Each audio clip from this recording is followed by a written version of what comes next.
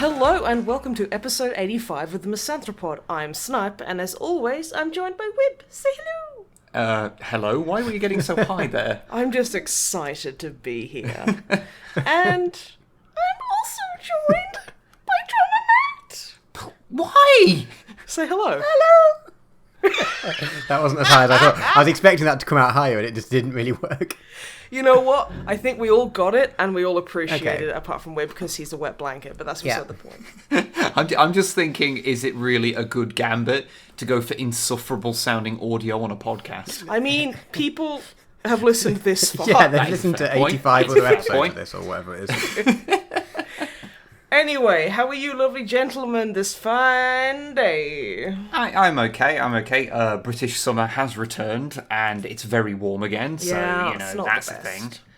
thing. How's it going over in France, which you have been back in for literally hours, I understand, Matt? Yeah, we landed about an hour and a half ago, I think, or something like that. Yeah, Priorities. Drummer Matt has his priorities in order. Yeah, of course. Hey, look, I knew I missed the schedule for recording, and I was like, I can record on the Sunday, so you might get it out in time, as long as I record straight away, and I'm willing to try. I wasn't being sarcastic, Oh, like, okay. genuinely. Okay, I was just like... I just no. assumed. Fair. Wow, Fair. okay. I haven't. Okay. We're just a peek behind the scenes. We're recording this on a Sunday, and I haven't technically been to bed since Thursday. So. Okay. So if you go a bit wrong, that's the explanation. Yeah, pretty much. Okay. That's the excuse. No I mean, I worries then. have slept since then, so it's not. But on buses and at airports and things, so it's not. So, not like proper But yeah, you don't have to be entirely. I don't know if anyone will be, but you don't have to be entirely worried that I might, at any point cease to exist or something because of lack of sleep. Well, that's good to be reassured about, But I'm fine. I guess. Okay, good. Good. How are you, Snipe? I'm fine. You're fine. I've had quite a day, which I will regale you with. After these things we want to cover first. Yeah. That was a really good segue. Congrats, me. Good. Congrats, you. Yeah, I did great. So first up, the big one is that the Saturday after this podcast goes out, the 31st of August, we are going to be doing a big old 24-hour charity stream. It's gonna be long. For the, I think it's Brighton-based UK charity Mind Out, which is a subsidiary of Mind. It does mental health services for LGBTQ plus people. Nice. Because obviously the world is a hellscape, and it does a big suck. And it does a big suck, and Not the good kind. it affects certain people often statistically more than others. Yeah. So it's trying to, give some help to them. So we thought we'd raise some money for them. We're going to be doing, video games, and we're going to try and play a couple of games, like little games of 40k as well. Yep, just on the coffee table over there. So it's probably going to be a hot mess, but hopefully we'll raise some money for a good cause, and do something with all of these wonderful subscribers and eyeballs that we have on our channel to try and aim that power in some way responsibly.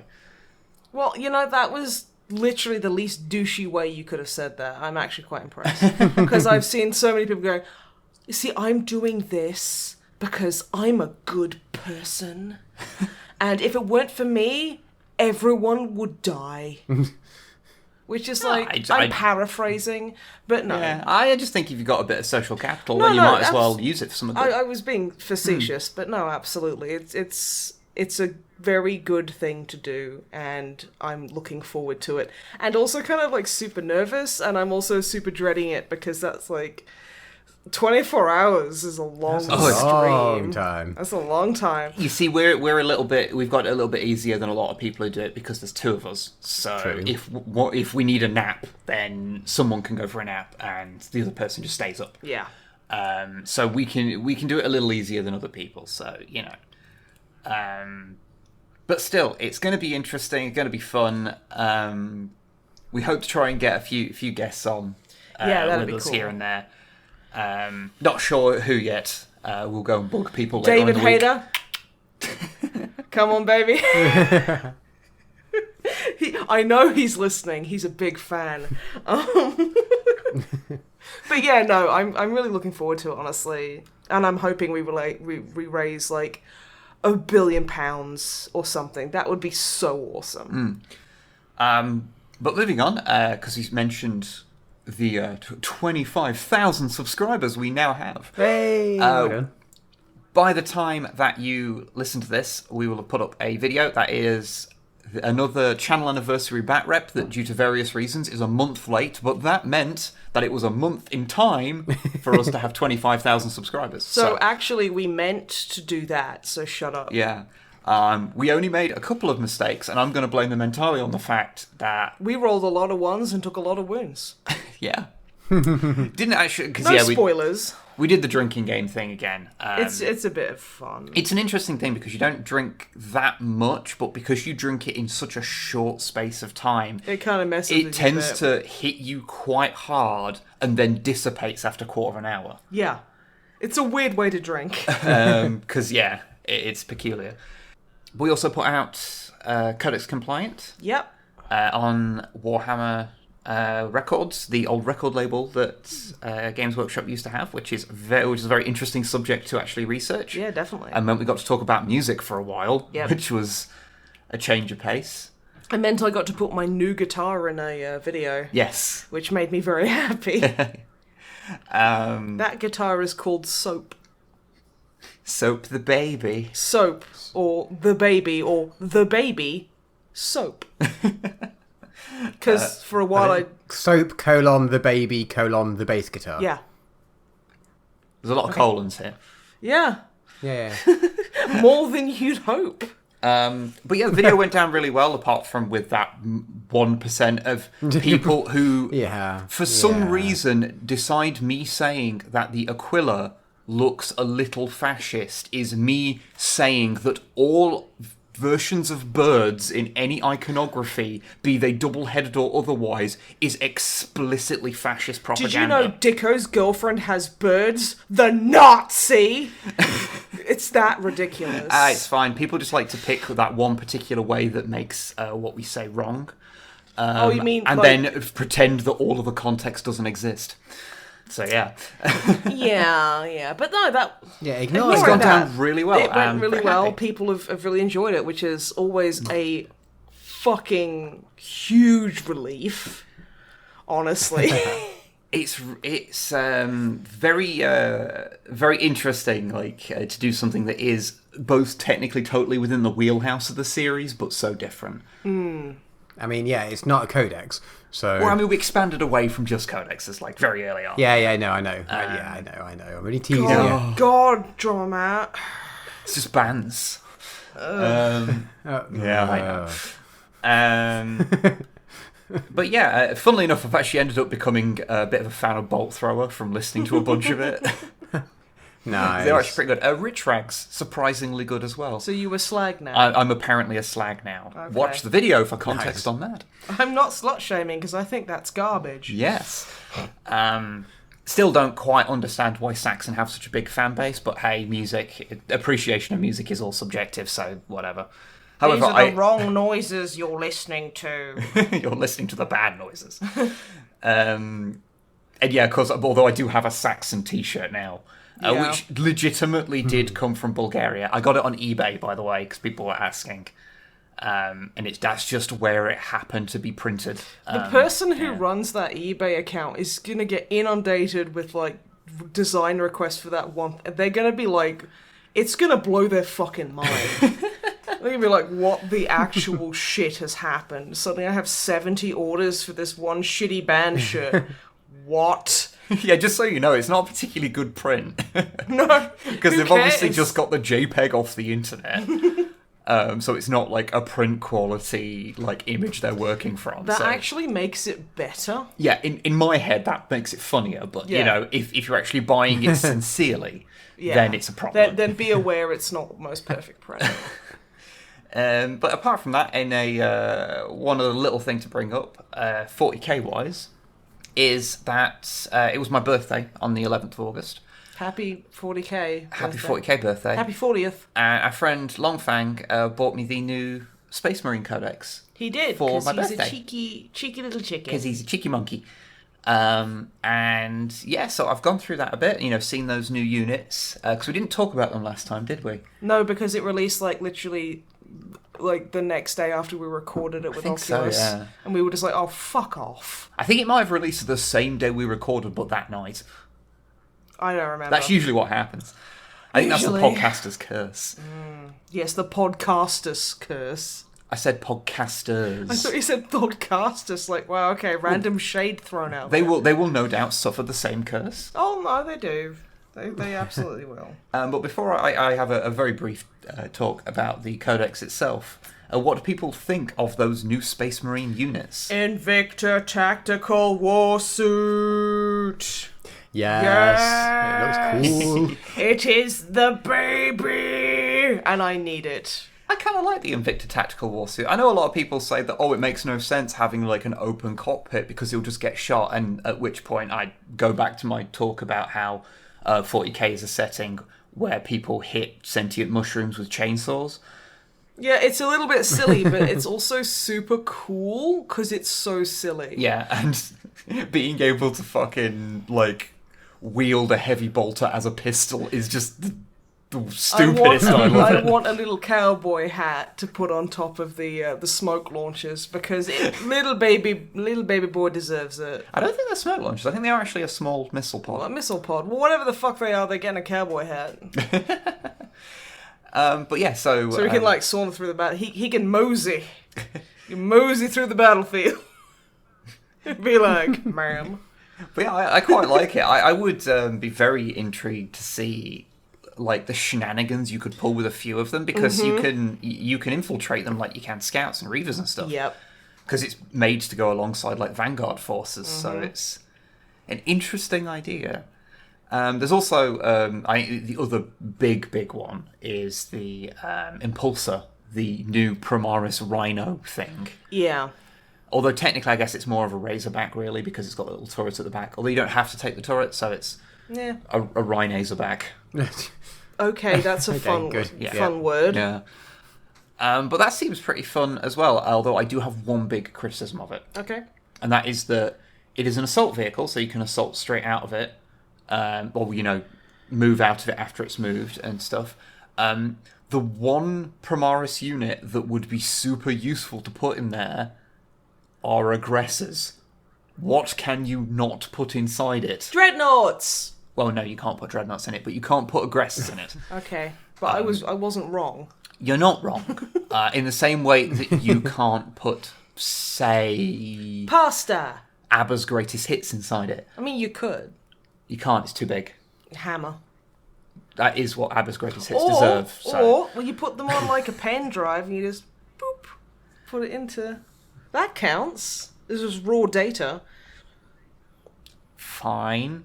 Okay. And to be fair, I was kind of wrong with the pasta thing, because pasta is really smushy, and you could get a small spoon and just kind of smush it in there. So you could probably fit way more pasta than you'd think, but after you got it out, it probably wouldn't be very good pasta.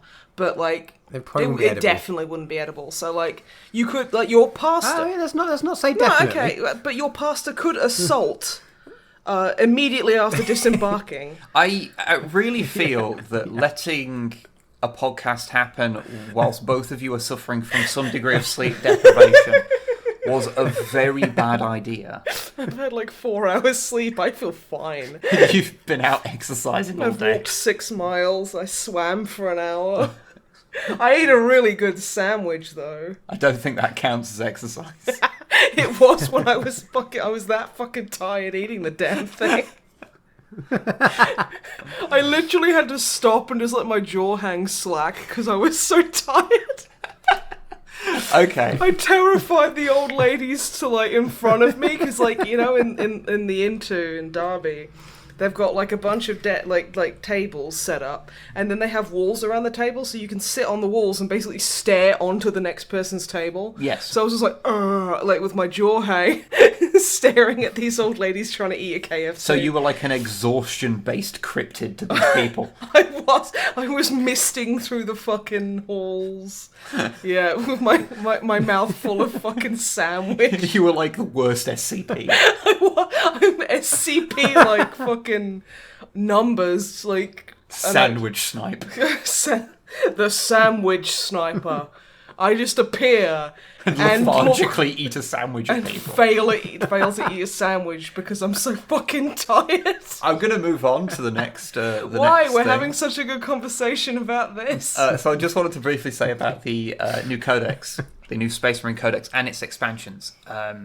One thing I was really kind of impressed with is how the expansion ones, so it's White Scars and Ultramarines currently, but they're going to bring out more later. Don't know how much they're going to cost individually.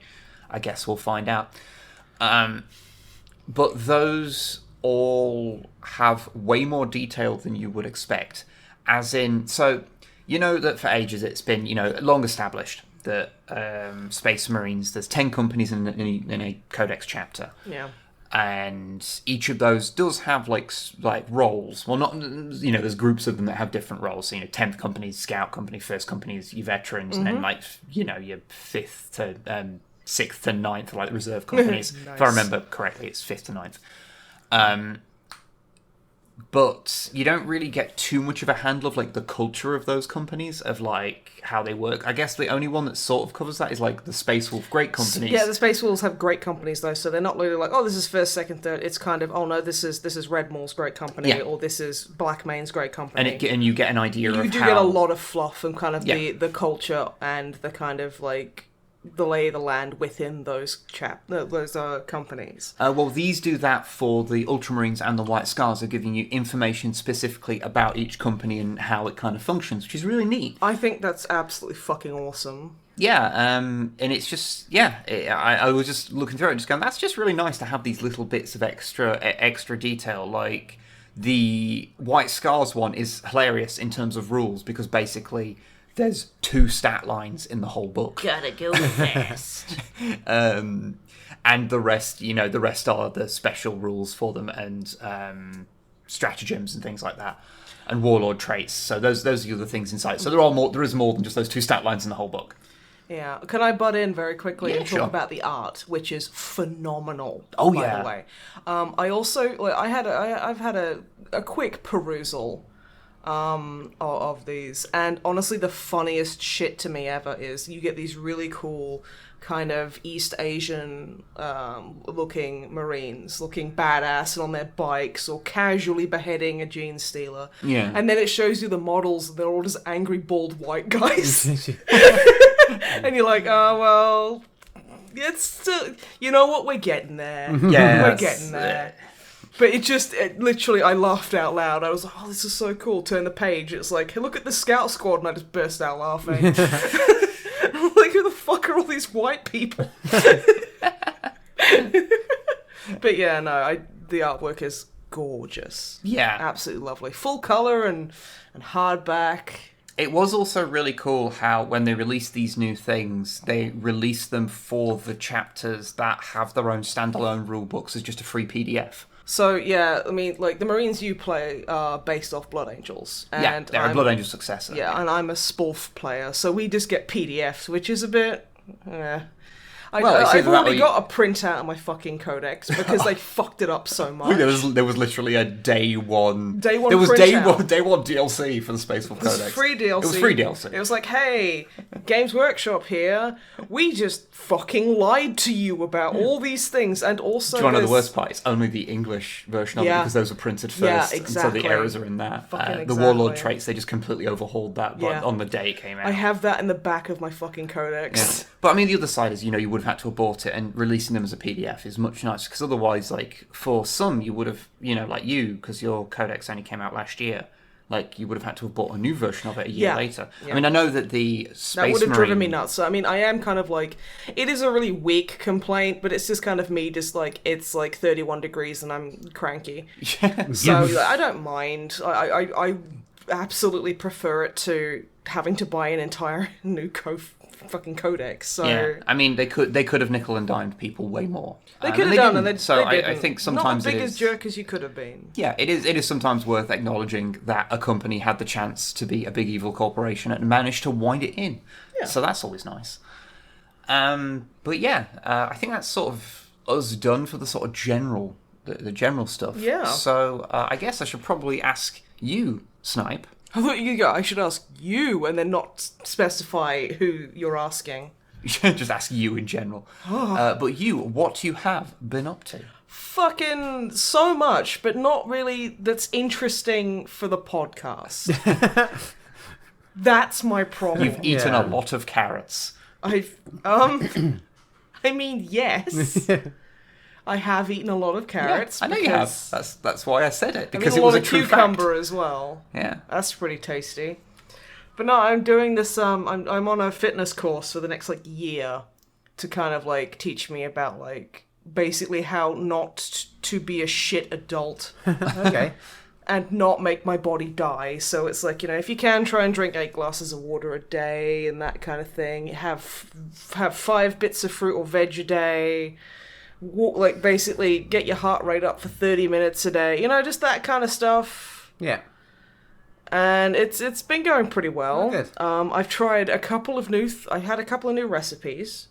I've started eating meat at home again just because it's so much easier than like, especially when like, you know, you're looking for very specific recipes. Yeah, It's yeah. so much easier to just go, fuck it, I'll just have meat. I'm still kind of slightly avoiding chicken, but it's inevitable. And when I get more into the swing of things, I'll probably pop back to like corn or whatnot. But like, I had smoky bacon pasta, which was really nice. And I actually ate quinoa. Ah, well done. Did you explode? Nearly. It was so fucking tasty. Well, no, actually, quinoa doesn't taste as shit. But like, it was a Korean like beef bowl with quinoa. Oh, nice. It was so tasty. I'm having it for dinner tonight because it's like the recipe serves 4 people, and I was like, shit, I'm freezing the rest of it because Wib's like, that's fine. Yeah. All these delicious new things I'm making, and he doesn't like them. I'm the worst. You really are. You're like, I'm gonna stick with my chicken nuggets and fucking baked beans. That's fruit. Baked bean can be a fruit. I mean, it is, and they're very high in protein, so that's fine. But yeah, so I've been doing that, and I've been exercising. I've been out like every day and swimming and stuff, which is fun, I guess. Well, it's something to do, I suppose. But yeah, apart from that, I've been playing The Sims, because like that's taken over as my depression game and my feel bad game. So like I treated myself to another couple of expansions because they were like I found them quite cheap. So there was I've got seasons, which you just get like weather and you get snow and stuff, and like holidays, and so you can have like it's not Christmas, and it's, you know, it's like winter festival, and it's not Halloween, it's like spooky day or whatever, and there's like love day, but you can make like your own. So it's like if you like say you want to make like Hanukkah or something like that, you can just do it. That's pretty cool. And it's really cool. And like the thing is, they have like in the thing they have like Christmas trees, but they also have menorahs and other religious kind of stuff for around that time. So if you want to decorate your Sims house with that kind of stuff, you just can. And that's awesome. Yeah. I think that's just really cool. It also means that, say, hypothetically, if your family just have like a thing they do just at this point, Yeah, or just like year, a weird thing. They like it's like, oh, like this day is like watch Star Wars Day, which there is actually like a holiday which is called season premiere. So you go and watch the season premiere on TV. And you can either have it's either a good one or it's a terrible one. And if it's a good one, they get a positive moodlet. And if it's a shit one, then they go, oh, that was bit shit. But yeah, no, and it's like evil Sims can sabotage shit as well. So they can like Can you literally make the Grinch who stole Winterfest? Basically, yeah. But yeah, no, and it's just You know what they are? It's the same kind of careful, not quite the same like seasonal holidays as WoW has. Yeah, it basically is, which that's fine. I don't mind Yeah, it because then more people won't feel excluded, so I'm okay with it. But yeah, and like I don't know, just that expansion made me really happy. It's so weird. It's like I was playing it and like just like I have one sim who's like a hard hitting detective because basically I'm like I got get to work so you can like literally you can be like a detective, a doctor, or a scientist. And like as a detective, you basically you can follow your sim to work and basically do all the tasks in their job. So you go take like crime scene pictures and witness statements and stuff. And it's really fun, and I just pretend that my sim is a part of Brooklyn Nine-Nine and everything's silly, so it's fine. But yeah, and like, I think it was the first time it was snowing, I was playing her, and I honestly, like, when I saw all the snow, like, she went out in the morning, and like, it was react to first snow, and got like a really happy mood look, because she was like, oh wow, it's snowing, and I'm like, I would die for you. I'm not even joking. It made me tear up a bit to see like this little digital person just being like, yay, snow! It was so fucking cute. In fairness, we tend to react that way when it snows anyway, so... But yeah, and I got Get Together, I think it is, Is that the cult one? That's the cult one. Right. Yeah. So you can make clubs Cults. They call them in-game, they call them clubs. Okay. So you can, like, I basically made the body improvement club from Mob Psycho. because that's the best thing in the world. But the thing is, they're all, like, super nerds as well, so I've called it Buff Tech. So all of them are, like, really smart and good at, like, programming and computers, but they're also fucking jacked. And they just go and hang out and, like, you can set up club activities, so it's like... things the club does that, like, basically you accrue points by doing, like, club-sanctioned activities. So, like, in Buff Tech, they basically have to be friendly to everyone and just be nice and, like, basically work out, swim, play video games, that kind of thing. And, like, you have band activities, which is like, oh, you can't be mean, you can't steal, or, you know, things like that. Okay. And, like, there's, like, you can make those clubs very specific. Like, you can choose the uniform so they can all dress like hot dogs. Okay, yeah, good. Or they can all Makes dress in a particular colour. So you can have them all dressed in, like, red if you wanted. Cult of the Red Hot Dog. Cult of the Red Hot Dog. You can also make club activities fucking. Okay, good. Orgy simulator. Yeah, you can spend upgrade points to put them all in horny moods. Do you see why it goes from just being clubs to cults very quickly? Yeah, but everyone's there because they want to be, so it's fine. And they're not going to go and kill people. Do I have to have a discussion other. with you about power structures and how... No. I'm just winding you up, I you know. fool. But yeah, and, like, you can make your club just, like, invite only. I've only made mine invite only, so... But I do need to experiment with them, so I need, like, you know, like, weird sex cults. That sounds really like a lot of fun. You can also, like, you can create things so it can be vampires only, and the only thing you do is attack and drink the blood of other Sims. Can't you, like, infiltrate other clubs? You can, and, like, basically, like fuck them up from the inside. Like, fuck with the power structure. It's, like... It gives you, like, another small kind of, like... It's like a European kind of, like, world your Sims can live in. Which is fine. I don't particularly care. You can have, like, people will phone you up and basically go, I've heard you're friends with this person. They're cool. Or they'll phone you up at 10 a.m. on a fucking work day and be like... Or they'll phone you up at 10 p.m. on a fucking work night and go, hey, there's a party down at the old ruins. Like, you know, basically start up to, like, a white person horror movie where everyone dies. Yeah. And, like, they're like, do you want to come out? And, like, I had one Sim who was trying to, like, court this person. And every night, it was like 3 or 4 nights in a row, they called up at like midnight and were like, hey, want to go partying? And I'm like, well, he's got to be up in 6 hours, but okay. Also, they've added bush toilets. Okay.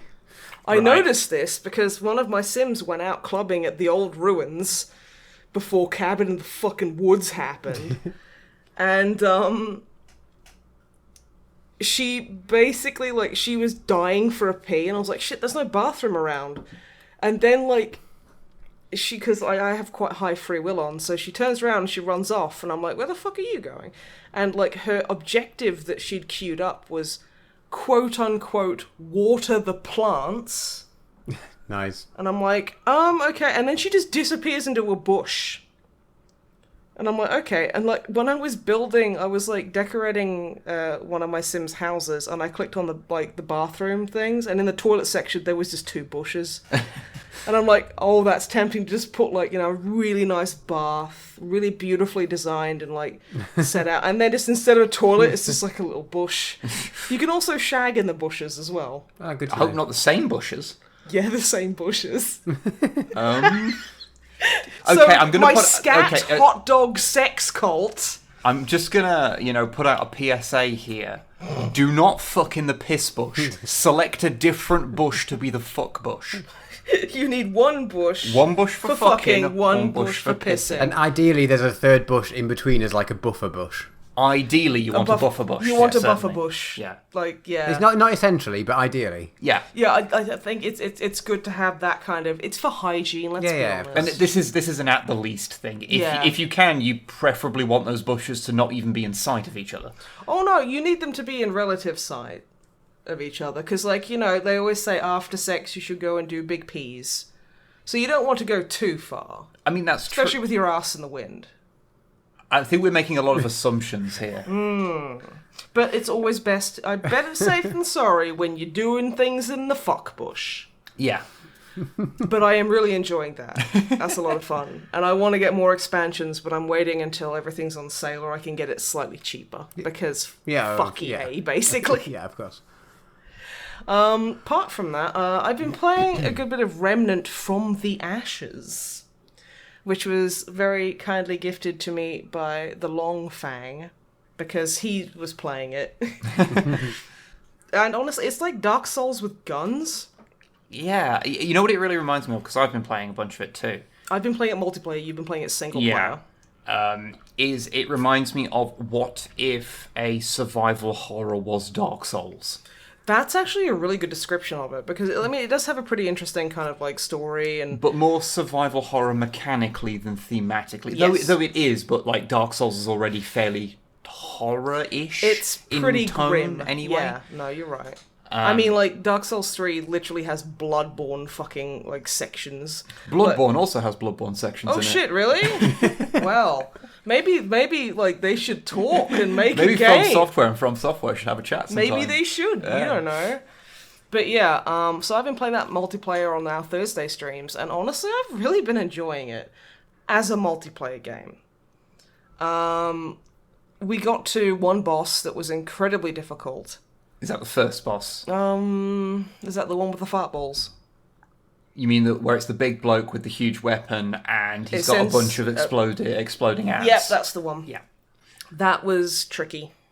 I think it was like the 5th go we managed it, which basically meant that he was drawing aggro from the boss there's like a big open area and just kind of like kiting it in a circle, and I was just standing in the middle keeping my eye out for ads. Yeah, we managed it, but... I have not yet beaten him on my single-player run, because that boss fight... is garbage. For the first boss fight of a game, is ridiculous. Yeah. No, that's why I keep thinking, like, oh no, surely I've beat more bosses. No, I haven't. There's another kind of, like, quote-unquote boss encounter. There's, like, mini boss encounters, I guess you could say. No. Sub-bosses, maybe. There's literally, apart from sub-boss characters that are just roaming, there's literally another segment where it's basically a boss fight, but it's just wave survival. Ah, okay. And you know what? Those should have been swapped around, because that was so much easier. I mean, it was still hard, but it was so much easier than that big fucking piece of shit with the sword and the additionals. Yeah, because playing that on my own... I wouldn't want to play that on my own. I have tried a handful of times, but honestly, it feels so unbalanced for single player. Mm-hmm. Because, just for frame of reference, you're fighting... Let's just say, to put it in Dark Souls terms, you're fighting something that is akin to like the Capra Demon, of like a larger than a human but not like outrageously large enemy that's quite quick and can close the distance on you and just has big, powerful melee strikes. You also have diminishing stamina. Actually, come to think of it, it is the Capra Demon fight, because you're also being... Ads are being thrown at you. Little pissy ads that aren't going to do much individually, but... No, to be fair, those ads, what they do is they get near you and then they explode and they leave a toxin cloud there, which means that frequently while you're running, you'll just stand still and cough. Okay, so it's the Capra Demon fight, except what if the dogs were infinitely spawning and exploded, and the area that you fought it in had even more things to get hung up on? Yeah. Also, it's not... And it's the first boss of the game. It is an infinite spawn, but like they tend to spawn in like packs of 3s every like couple of minutes. Which doesn't sound too bad, but it is. It's very bad. But no, I completely agree with you. I don't think it's balanced for single player at all. This is definitely a multiplayer game. The thing is, the bits getting to that, of going through the areas and picking the way through, on my own, I actually really enjoyed, because it was slowly pushing your way forward like Dark Souls. Because just to be clear, like...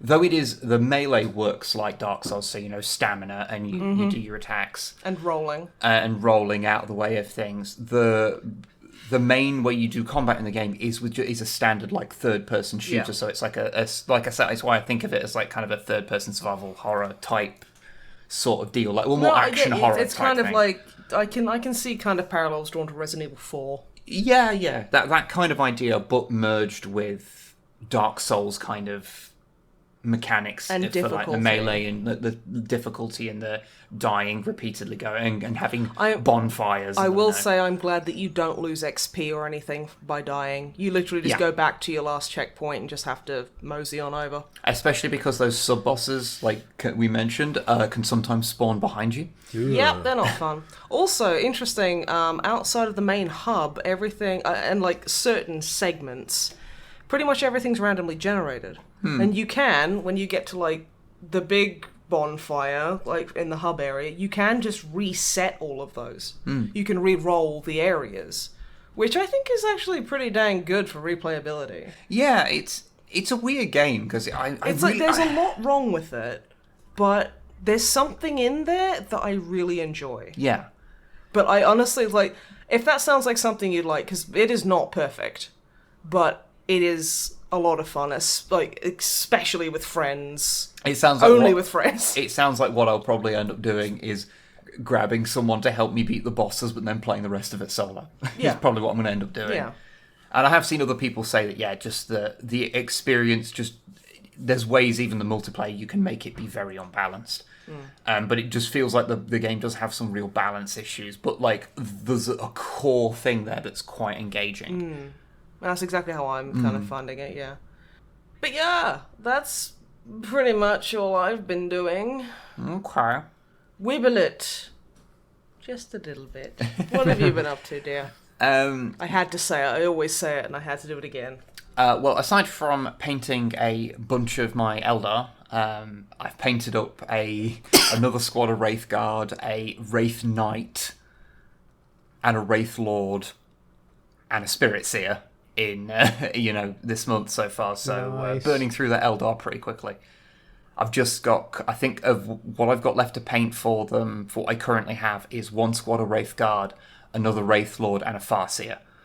And then the next opportunity where I can, I'll then buy the last handful of models I need, and then I'll have a 2,000 point force, which theoretically I could have painted in 2 months, which is unheard of for me. Yeah, that's pretty crazy. That shows you what a colour scheme that consists nearly entirely of dry brushing and washing can do for you. They look good for it. I really like them. Oh, yeah, thank you. It's a very good kind of effect. I think they look quite good as like a large group. Definitely. It's sort of, it kind of emphasises the whole kind of statue theme. Totally. With just the leaders. So the only one I've got painted so far is the Spirit Seer, who's painted up normally. But I have got like the parts of his armor are painted in the kind of stone color, because in my head it's just the Wraithbone when they make Wraithbone where they are. That's just what it looks like. It's just a quirk of their bone slingers that it just looks like that. That's my excuse anyway. Hey, no. But apart from that, I'm playing bits of Remnant here and there. I've not done much of the video game playing, but I have watched a handful of things. So I've watched I watched the 2 specials of old Nickelodeon shows that came out on Netflix. So I watched Invader Zim, Enter the Florpus, and Rocko's Modern Life, Static Cling. So weird they came out so close together. Yeah, it is. I used to love Rocko's Modern Life as a kid. It was good. It was good. So, I'll talk about Invader Zim first. So, I never watched Invader Zim as a kid, because I think it was maybe came out a little late for me. But I watched it in my sort of early 20s, and, quite liked it, because it was just, it's Invader Zim, it's fucking weird, and I think the type of humour that's in it got a bad rap for a while, because it does have its lol so random parts of it, and a lot of the Invader Zim fandom on the internet it's pretty terrible. Was in a way a sort of precursor to the sort of Rick and Morty-esque kind of fan base, which people tend to try and keep at a distance wherever possible. But the show I always kind of liked it. That kind of, there's a sort of very grim kind of satire going on in there, whilst also just being absurdist all the time. And the new one, Enter the Florpus, is just that again. It is just basically exactly what you would want from more Invader Zim, really. It managed to kind of be the same show, but just kind of refined in a lot of places, and longer. Some of the characters have had subtle design changes. The explanation as to why it's been away for so long is mostly just that phase 1 of Zim's plan was to hide in a toilet for like a couple of years. Okay. He doesn't seem to quite remember why, but that was just part of the plan. But yeah, it was interesting to see it come back, and now the parts of the Invader Zim fan base that were kind of grating, back in the day, Grown TF up. Have moved on with their life and stuff. It was nice to kind of go into it again with sort of a fresh perspective. And yeah, I quite enjoyed it. It was pretty funny. Did good job. I enjoyed it. Also, the animation being now HD quality is quite good, and there's a lot of little bits here and there where you can tell they had a much higher animation budget than they did for the individual episodes of the old show. Like, for example, there's a lot of stuff involving Professor Membrane, where he gets full on like anime like style like movements and things here and there that just wouldn't have really been possible previously. So that was really cool to see. And there is an intro to it that is straight up in the style of all of those grim, angsty reimaginings on DeviantArt of Invader Zim, where everyone was an anime character. Yeah, and really long for some reason. Yeah, it has an intro that's done in that style. Amazing. Which I can't help but assume is like an acknowledgement of the fan base from back then, which is pretty funny to me. Yeah. But yeah, it's pretty good. If you have any interest in Invader Zim at all, give it a watch if you haven't. It's pretty good. And then there's the Rocko's Modern Life Static Cling, because I watched a lot of Rocko's Modern Life when I was a kid. I did. Yeah, that one I never saw. Zim I watched again like you when I was a little bit older, not originally, but yeah, Rocko's Modern Life I've never seen a single episode. It was great. Heifer was awesome, and I loved how his family were wolves. Yeah. I don't think they ever explained it, that there's just a pack of wolves that just Heifer is there. And it's such a dark connotation. Yes. And it's like, okay.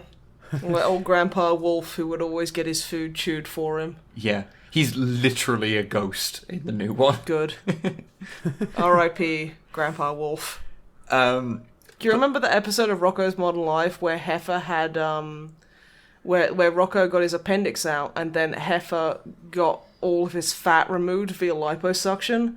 Oh shit, yeah. And they're standing on a hill Oh, it's Rocko standing on a hill, and he's like, "Goodbye, appendix. I'm sorry we couldn't have coexisted peacefully." And he's like, "It's okay." And it's like a little transparent with like wings and a halo.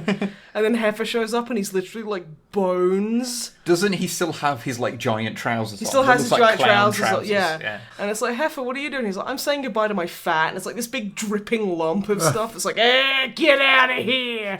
And then they just fly away together, and it's like, yeah, that's Rocko's model life. You see, I don't remember much of watching the show because it's 20 years ago now. You turn the page, then you gotta go wash your hands. I don't remember that much about the show. The only episode I really have like any memories of is the one where I think Hefferby gets very concerned that he's going to go to heck. Oh no. Which I think was Rocko's Modern Life. That definitely sounds like it. Maybe I'm remembering another show, but it's one of those shows I watched all the time, but just individual details I don't tend to remember that much. Until I watched the Static Cling, of course, and lots of it started to come back because it's like, oh, that's referencing. Oh, I remember that character. I remember that character. I remember the "How dare you" woman. How he'd like always end up in her cleavage or butt crack. And he'd literally get like hit by a car, and like it would show him getting flung through like an entire like market stall, and then this like gigantic woman with sunglasses would just turn around, and his like he just plump into her cleavage, and she'd always go, "How dare you!" and belt him in the opposite direction. It was hilarious for an 8-year-old, let me tell you. But yeah, this new one, so basically they come back to Earth because in the last episode of the show they ended up going into space. I don't think I ever saw that one. I don't think I did either. But as a direct continuation of that, they eventually get back 20 years later. People don't age, so it's fine. Apart from Dead Wolf Grandpa. Yeah, but time has moved on, so they're now in the present day. And the big kind of notable thing about it is that a character who was in the original show, they made trans, so they have transitioned in the intervening time, and it handles it really quite well. One of the Big Head family, right? Yeah, Ralph Bighead is now Ralph Bighead is now Rachel Bighead. And it just handles it in quite a nice way. And it also, the episode isn't really about that. It's just, hey, there is a character who is trans, and this is just them dealing with their life, and that's fucking cool. Because nice, yeah. That's not just trans people existing is something that normally isn't just allowed to be. Yeah. So that's really cool. But it does tie into the overarching theme of the special, which is... So you know how in the Codex Compliant episode we did about Realm of Chaos, and I wrote this like 1.5-minute long section about how change isn't scary, and in often cases it's a positive thing, and you can't do much about the world changing, moving along, and so sometimes you just have to go with it, and you'll be happier by not fighting it all the time. This is basically a 45-minute long version of that. Okay. I mean, fair. It reminds me of I think Pratchett did. It was like that was like the theme of one of his stories. Raising Steam. That's basically Raising Steam. Like the theme of that is basically like, don't be afraid of progress. Don't be afraid of progress, because it's gonna fucking happen. You might as well let it happen and stop being a buttface. Yeah. I'm paraphrasing the late great Terry Pratchett, of course, but yeah, it's basically don't be regressive. Like is the general kind of thing, and it's like, okay, that's interesting, to do, and yeah, the sort of methods by which she does it are pretty good, and it's it's again, from what I remember of the old show, I actually mean to kind of go back and watch some to see, because I remember Invader Zim quite well, whereas I don't remember Rocko's Modern Life very well, so I do mean to go back and watch some of it to see how well the new one like matches the kind of humor and tone, because in my head it matches it well. Yeah. But it's like going off such scant memories of watching it. Yeah, I mean, I remember like loads of bits, like Filbert. I remember Filbert, and I remember Melba. Who was Melba? Melba was his next door neighbor that he was like in love with. Oh, that he never spoke to. She was just like this big, tall, like purple Jessica Rabbit type of person. Oh, okay, because he... And like, and one of the episodes ends with Heifer has erected billboards around Rocko's house that say, like, with pictures of him saying, "Hi Melba, love me," and like just like arrows to the door and shit, and it's just like, okay. Right. But yeah, that's like pretty much all I can remember. Yeah, it's that's the thing. I need to go back and watch it. But yeah, the new special, I enjoyed it. It was fun. And yeah, it had kind of positive things to say, and it even, started to skewer the idea of bringing these shows back and what the purpose of doing it is. Which is an interesting thing, because you could very easily shoot yourself in the foot. Thoroughly, yeah. But I think it actually handles it really quite well. I don't want to give away too many specific No, I details do want to or see. anything. I do want to see it because, of course, I do. And also manages to take a jab at revivals of things that don't involve the original creatives, and so lose part of what makes the original thing a thing. Right. Which, since it has the original creator involved in it, because they voice Rachel, so yeah, that's an intro. Yeah, so it is a fun little thing. But apart from that, the big thing I've been watching is, so ages and ages ago, I started rewatching New Doctor Who. Oh yes, the Doctor Who. Yes. Because I watched apparently up to halfway through season 2 and then just stopped for whatever reason, and then didn't watch it again. And over time, sort of my taste changed a little bit, and I kind of generally prefer old Doctor Who in a lot of ways. Yeah. But since I've also gone through a growth period of stop being a whiny piss baby about things being different, I've been able to enjoy New Who again. Oh, good. So I've just got up to the Matt Smith era, and I've got 2 episodes through that. So I watched through the vast majority of David Tennant's era over the last week. How weird is it seeing because we saw him in Good Omens, and then seeing because him as Doctor Who feels like that happened a couple of years ago. It really does. And seeing him, I'm like, that visibly did not happen a couple of years ago. Yeah. So there's a few things, just a few hot takes I have about old Doctor Who that no one will care about because it's so many years ago. One is the hottest take that people will probably have the most problem with, which is that Blink is fine, but I don't quite get the reference for it. I guess you had to watch it at the time or something. I think that's the thing. And be a big fan of the series. I guess. People built it up to be the best episode. Oh my god, it's so amazing. And then I saw it, and it's well, it's pretty good, but I didn't think it. I didn't think it was amazing. I just thought it was good. Yeah. It's so hard going into those things, being okay, this is going to be the best thing ever, and then watching it and be every second being this isn't the best thing ever. What? And because that was one of the things that I wanted to see, watching the series through again, was to see these points that I wanted more context for, because I could just go and watch the individual episodes because they're not super continuity heavy. Some bits are, but a lot of individual episodes you can just watch out of order and it's fine. I've watched a couple of Capaldi episodes a while back, and I didn't need to know anything there, but I think you get a better experience by having gone through the whole thing. That was one of them. The other is I want to get to the War Doctor because I just like John Hurt. of course. But yeah, the other thing is, so I quite enjoyed the Tennant run. I think it had its ups, its ups and its downs, but I really wasn't sold on the end of his run, where he suddenly is on his own, all the companions are gone, and he has a handful of episodes on his own, and he's basically just whinging about dying.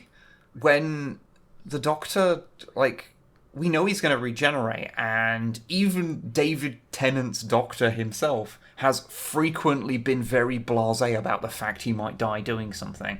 And I know there's a whole prophecy about it, so that makes it heavier, but I don't know, it felt he just went from being it doesn't feel like that's what the character would be, and they really up the drama of it, and it's look, Doctors die, and then it's a new iteration.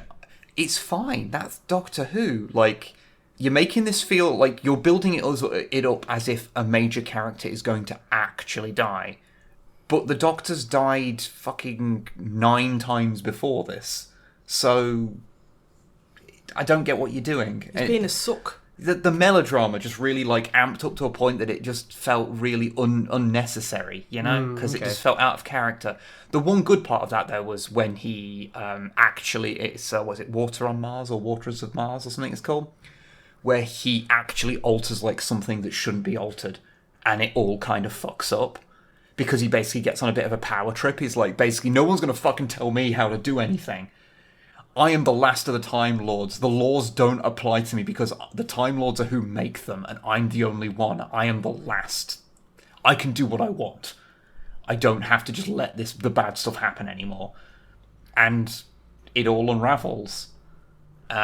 So it's sort of, that's a humbling kind of experience. So like, okay, that's a good thing to do with that. But yeah, the other parts that's just character growth. It's like the end of time, which is like his final couple of episodes that like his kind of thing. Yeah, just I was like, there's a few bits of them. Like, there's a whole thing where he's like pointing a gun and it like flicks between people, and I'm like, you know what? This has been going on for like 2 minutes.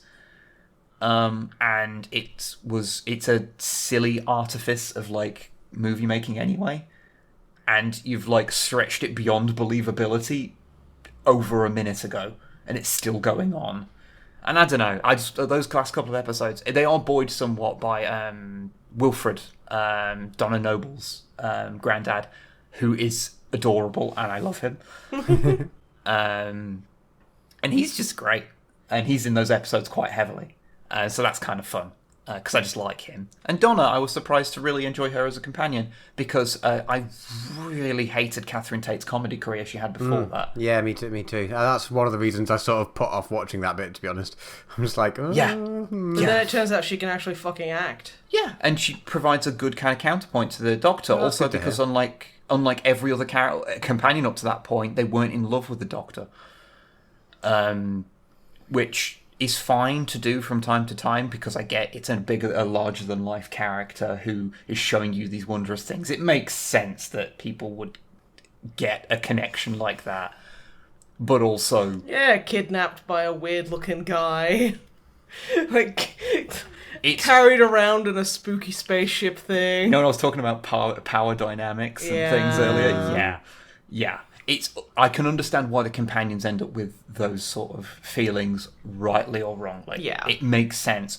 But after having like a couple back to back, it's a bit much. It felt right to not have that again. To like move on from that. So it's like, okay, so that's fun. And her being, more of just the Doctor's mate. So that was cool. But yeah, so I'm just up to the Matt Smith era, which is when Moffat took over, and I hear that some of the rot of the problems that annoy a lot of people started to kick in. So I'll be intrigued to see how that goes. Because I generally like Matt Smith as the Doctor. I actually kind of like, because whilst he still looks a bit young to me to play the Doctor, because in my head all Doctors have to be old. I mean, he's got the slightly weird-looking thing, but they should be old, weird-looking, like, crotchety bastards, like, to some degree. But that's just me, because I'm old too and all that. But Matt Smith does feel a little like he's a little Patrick Troughton-y, which I'm okay with, because Patrick Troughton was a really fun Doctor. So I'll be watching through that. I don't know. I don't think the latest series is on Netflix yet, so I think it's just up to the end of the Capaldi series. It goes up to last time I checked. Because I started at Matt Smith Doctor. That was the first ever Who. I think I'd seen the odd episode before of old and new Who, but that was when I first started getting into it. So I have a soft spot for the Matt Smith Doctor, because I went into it not being able to compare it against possibly what people would say are better Doctors beforehand. Yeah. So, I think I watched most of the Capaldi ones, but they weren't. It was like, for a while, like the last half of his last series was on, or the first half of his last series was on, but not the second half of it. So I don't know where it's up to now. I mean, I do want to see, obviously, the newer ones. I hear they have been... Yeah, I've heard they're great. Divisive. Oh, really? I've heard loads of good stuff. Well, the ratings have gone massively up, anyway, in terms of the number of people watching it. So I've consumed a lot of stuff through the internet, and it contains a woman, so, yeah, of course. So that's an issue for people for some reason. I will say I wasn't a fan of the guy who plays the Master in the David Tennant run. But I think that's because, to me, the Master should be... he should look like Doctor Strange. Because the Master should always have a goatee. And and not be should be a little bit cooler. You know, that's the master in my head. But hey, he like can have garlic mayonnaise. he can have, you know, he has iterations just like the Doctor. So it's not like a deal breaker or anything, but just, I don't know. It feels like that's the master to me. But hey, that again, change, whatever.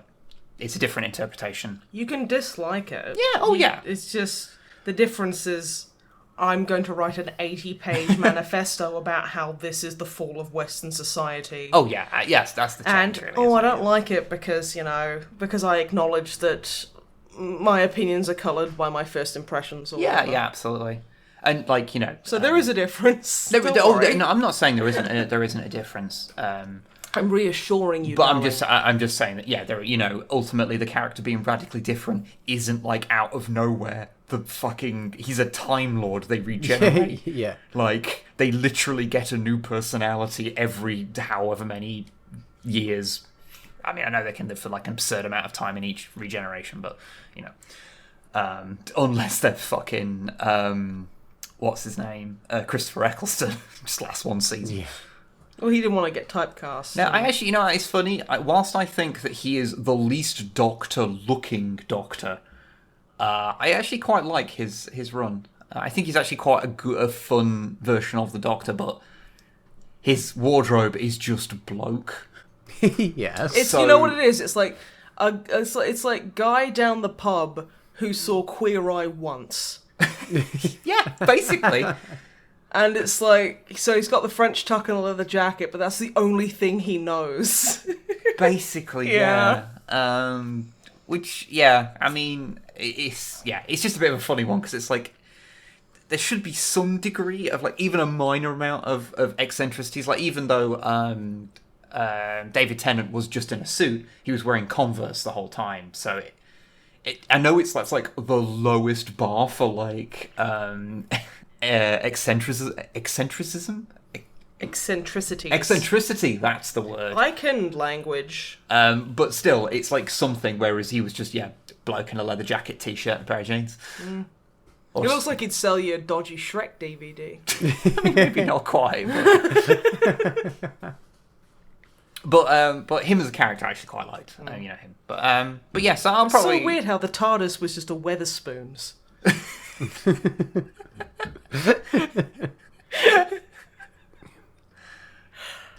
Yeah, Chameleon Circuit really fucked up this time around. I will say, so two little references, and then I'll shut up about Doctor Who, that I really liked while watching it. One was in Blink, because the TARDIS ends up in like a police enclosure, like a kind of car, like what's the word, like where they lock impound. Impound, that's the word. He gets locked away on an impound, and someone asks what it is. So obviously, police boxes haven't been around for like half a century.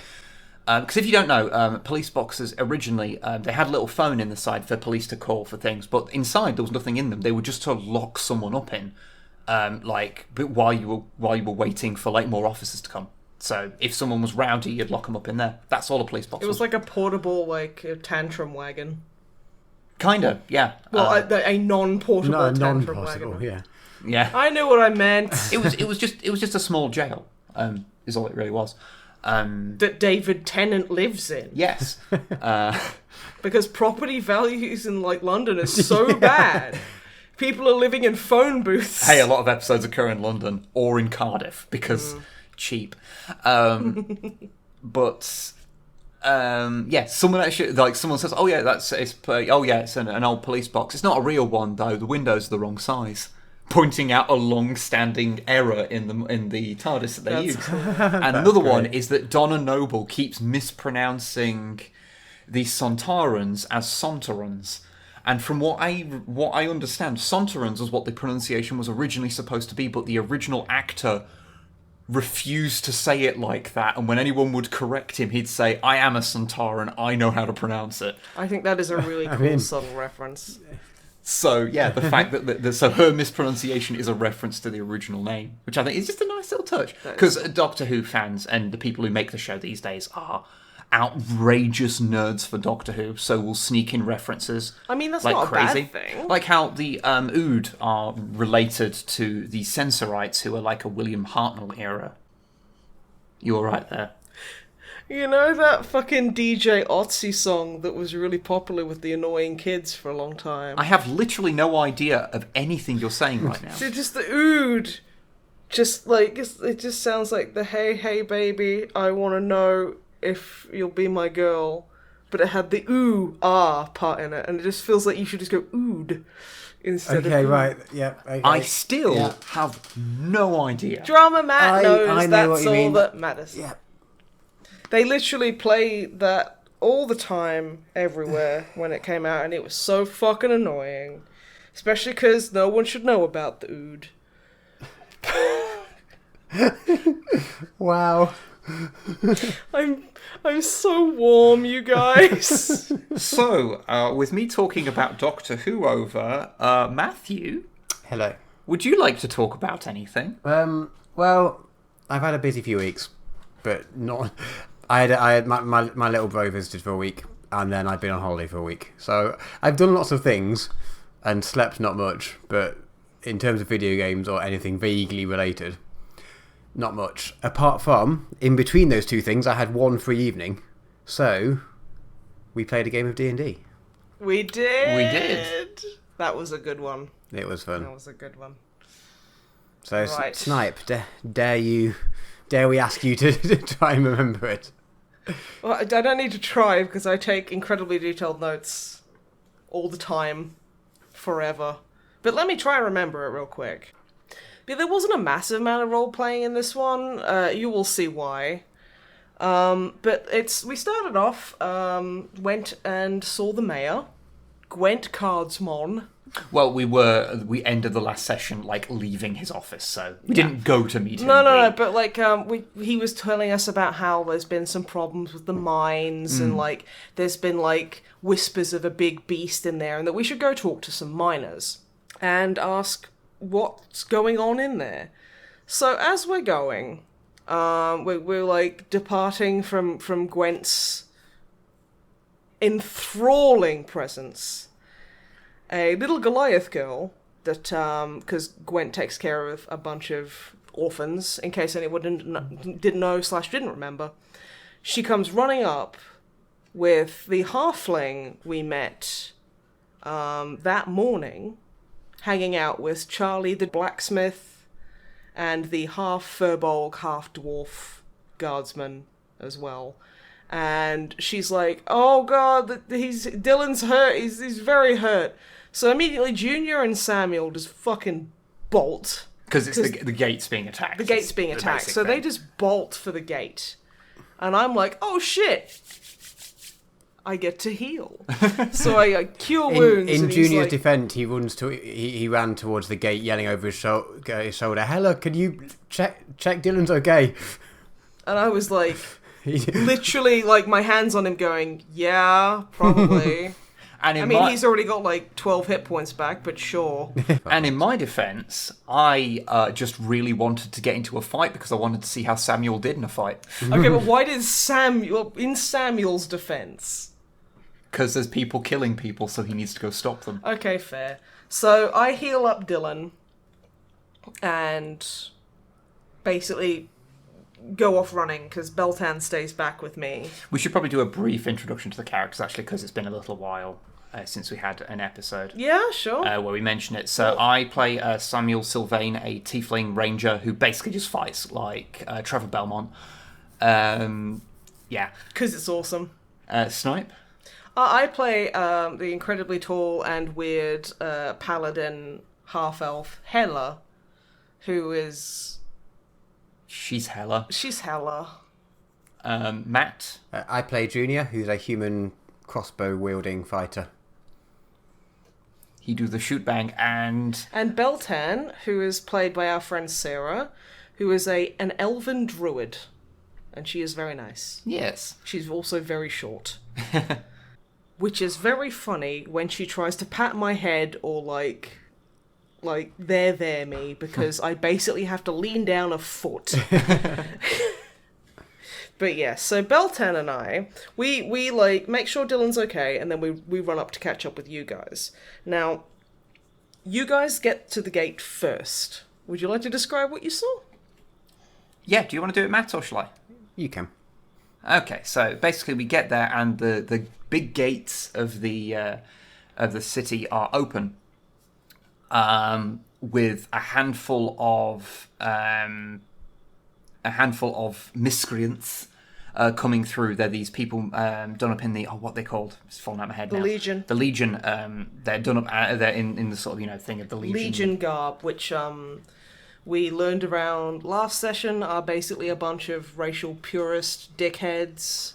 Yeah. Who don't like the town we're in because it's full of abomination. Yeah. Basically, standard kind of like garbage racist shit. And they are fighting Charlie, who is a Drider, so a drow spider centaur thing with like mechanical legs, like or leg tips. So she's busy murdering a bunch of them. And as we get on the scene, her and the other person present. Who was the other person present? Oof, can't remember her name. But they run off to the side to start trying to close the gate, so we can deal with the actual attackers, the incoming hordes. So then fighting begins. Yep. Where we all rolled terribly for our initiative. Yeah. I think I rolled the lowest at like 2. No, we both got 4, I think, and then that was with your dex bonuses as well. You and me got 4. Yeah. I think, did Beltan get the best? Beltan got 5, and then I think I got the best with like 8 or something. Yeah, that's out of us. Yeah. Yeah, and I get like +3. So. Yeah, we hacked up pretty bad on initiative. So it wasn't ideal. Yeah. So we get into the fight, and Belton and I catch up later, which you could explain fluff-wise, which is why my initiative was so bad. Yeah, I mean, like, in game terms, we all arrived there at the same time. In mechanical terms. Yeah.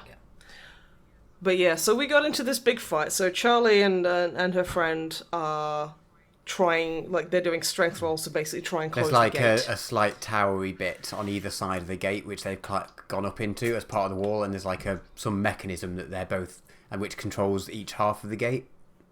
Yeah, is the gist of it. And Ash, the DM's doing like strength rolls and things behind the scenes to see how much the door's closing each round. Mm-hmm. So yeah, we're like, okay, time to fucking fight. Let's do this. So if the fight goes on, Junior gets backed into like the curve of the stairs. He does, but before that, he completely like eviscerates one of the commanders. Oh shit, you're right. He just turns around and just destroys that guy. Because what we established about Junior is that Junior only has 2 modes, which is I'm going to fire like 47 shots in this one round by using all of his bullshit skills. Tripping people up and he getting pins extra them, shots. He shoots them through the foot so they're pinned. Does all this bullshit to them, does shitloads of damage, and then the next 3 turns will whiff every shot. Yeah, without fail. I think I rolled about 6 d20s in a row and didn't get higher than a 4 or something. Yeah, something ludicrous. I remember like that. I actually wrote that down. Yeah, it was about that. And yeah, at one point you kind of end up, you like dive into this corner to not be in the way of everyone who's going to shoot at you. But then, and then a commander just barrels in and just blocks off your exit, and he's like, "Sup?" And you like try and jump up the stairway next to you and just kind of smash into it. Because this stairway was like, it sort of swung round and got higher as it went round. I was like, well, if I go for the bottom of the stairway, I'll have to run past the big dude who's going to hit me with some sort of opportunity attack. So if I miss him, I'll have to jump up the stairs. Where it's about, and I said, Ash, DM, how high up is the stairs? He's like, at that point, maybe 6 foot. I was like, yeah, I reckon I can do that. And Junior could not do that. So it like, you described it very well as like, so Junior, you kind of like, you spot a bit where you can get your foot in, and you kind of like, you go and leap at the stairs and try and clamber up, and immediately just fall back to your feet. You share a look with the commander, and it's just a bit awkward. You pretend like nothing's happened. With a crossbow bolt. Yeah. And so, of course, with that happening, like, we're all... Because it It's just guys we're dealing with, Yeah, really. we have like a couple of like the tougher guys. Yeah, some of the tougher guys who like actually take a significant amount. Yeah, to we take down. can't see through the gates either, so there are like we find out later there are others. Yeah, more on the keep other coming side. in. I don't know how many the max was. Oh, I think we did kill everything that was there, but obviously the way it was, because we couldn't see through the other side of the door, or like, you know, round the sides, Ash could have just made more come in if he wanted to. Yeah. Like. But no, like the fight's going well. Like we've got a few of them down. I managed to get hit pretty hard. Yeah, you got hit a lot for saying that you have an armor class of 17. Yeah, like, and I used a spell a couple of times that means that it adds +2 to my AC. So I had a 19 AC, and I don't think that stopped one hit. But Yeah. I mean, it was fine. I mean, like I got down to like very at low health. At one point, you were on 1 HP, and the dude who was directly in front of you attacking, it was his turn, and he should have hit you. But because I disarmed him in the last round, and Ash had ruled it that, you know, in terms of picking up this weapon while surrounded by other people, it's going to take his action to try and pick up his weapon. He meant he couldn't attack you. Because it was like in the middle of a huge melee where It was a big fucking brawl. It was awesome. But yeah, so if I just didn't happen to have decided, I'll use my disarming strike last time in the last round, I would have been hit downed. you, and then and then all of the attacks hit you because that's just how he was rolling. So it was quite close to getting you down. Yeah.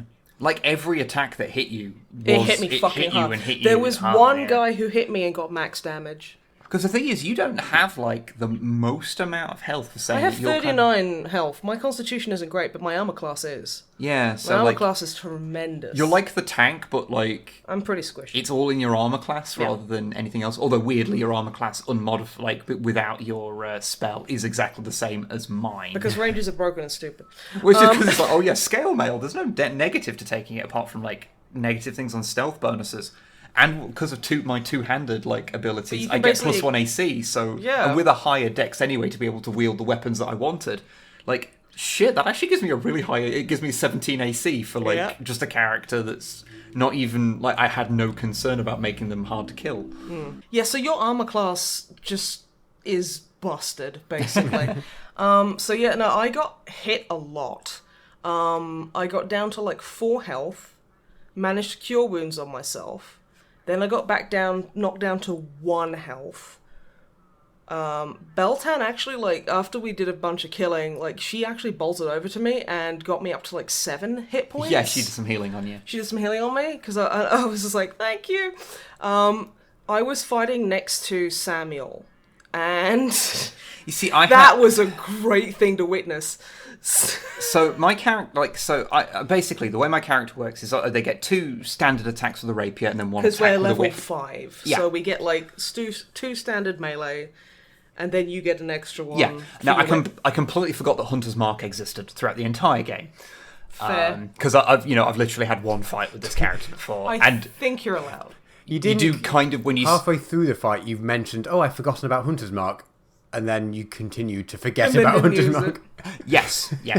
See, to be fair, I think you guys were so concerned about little old me, literally kind of just holding myself up with my sword. It was the thing that because I'd have to forego one of my attacks to cast it, and I really wanted to get the thing down this turn. Because so then I had been flanked. Yeah. And during that flank, I got critted by one of the bosses. Yeah. By one of the big commander dudes, and he did was it like 20 odd damage to me? But he did a shitload. He did a shitload, and I was just like, okay. And he hit me so fucking hard. That's what got me down to 1 HP. Because I was like, because my max is 39. I think at that point I managed to I cast my healing at like level 2, so I got like a bunch more hit points back. So I was like up to like 25 or something, and then he hit me for 24. And then he hit me for basically, I think it was cumulatively through his couple of attacks, and it was just like, ow. You see, the problem... Still alive, though. It was interesting to sort of play, to really have a proper fight where there was a load of people going on, because I really got to kind of understand how my character kind of works and stuff, or more accurately how I can't rely on my dice rolls whatsoever, because what was happening every single time was I'd sit there and I'd go, okay, I've got, because of the way my character works, I have multiple attacks, and I've got 2 main attacks, D8 damage plus my modifier, and then I've got my whip attack, which is just D4. So it's like, and I've also got Colossus Slayer. That means that when I hurt things that are already hurt, they take more damage. So I'd sit there as my turn was coming up and going, okay, so there's a person dead in front of me who are kind of limping a bit. So there's a person dead in front of me. There is a person directly in front of you. For Okay. people who aren't British. Okay, yeah, sorry. Yeah. A person directly in front of me. There you go. And so in my head I go, okay, so if I hit them and I hit them with Colossus Slayer, then that'll kill them. That should kill them. And then there's a person right behind me who is on death's door, so I can kill. And so if I stab them with my secondary attack, that should kill them. And then that'd mean that person who's like 5 feet away, because my whip has a 5 feet range. Yeah, so you could. I'd be able to just get a knock on them, and I'd be like, D4 damage it's for a just, whip? it's like a dagger. Yeah. yeah. And so I'm like, okay, that'll go well. But what happened? I believe every turn but one of them was I'd hit the first person and then roll so low on the damage that even with Colossus Slayer, it doesn't kill them. I remember you and then because it's D8 damage for Colossus Slayer, isn't Yeah. it? Yeah, and I saw you roll so many ones on that D8. Yeah. So I'd completely whiff the first one, like it just wouldn't. Like I'd hit and it'd go through, but I wouldn't do anything. The second one, I'd just miss. So then so I could have killed 2 people and then injured a third, but eventually I'd have to use all 3 attacks, rolling so low that I just managed to kill that one person who was on death's door in front of me. Yeah, because you were trying to help me out with the guy in front of me who was behind you. Yeah. Because he fucking hit me so damn hard. Yeah. But that just happened over and over again, where I was just like, okay, it was statistically, honestly, at some point, this should go better for me. It was so fun. But I mean, like, halfway through the fight, we're, like, fighting, and Ash is like, okay, you'll roll perception. I think it was Junior and Samuel rolled enough. And I think it was Beltan as well. I think I didn't notice because I was too busy being really angry that I'm at 1 HP. You were too busy being hit with everything. Yeah. They see, just on the horizon, in the sky, what looks to just be a ship. Like a big boat. Some kind of sky ship. It's like a sky ship, yeah.